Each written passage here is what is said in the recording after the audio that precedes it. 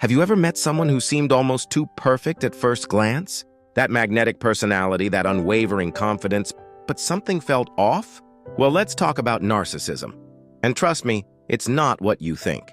Most of us picture the stereotypical narcissist. Loud, flashy, always bragging. You know, that person who turns every conversation into their personal highlight reel. But here's where it gets interesting. Narcissism isn't just one thing. It's a spectrum, and it's way more complex than most people realize. Think of it like a chameleon. On one end, you've got what psychologists call the grandiose narcissist. They're the ones we typically think of. The social butterflies who need constant admiration like they need air to breathe. They'll charm you, dazzle you, and maybe even inspire you until you disagree with them or stop feeding their ego. But here's the twist.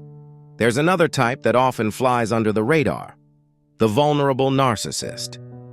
They're harder to spot because they don't fit the stereotype. Instead of demanding attention, they might play the victim. They're often quiet, seemingly sensitive, but underneath, they're just as self-focused, just expressing it differently. What makes this so fascinating is that we all have narcissistic traits to some degree. It's natural to want recognition and care about our image. The problem isn't having these traits.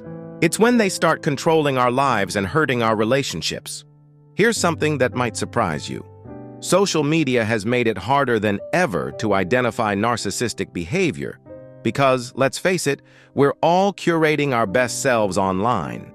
The line between healthy self-promotion and narcissistic tendencies has become increasingly blurry. So next time you meet someone who seems perfect, remember, true authenticity isn't about being flawless. It's about being real, embracing both strengths and weaknesses, and genuinely connecting with others beyond the surface level.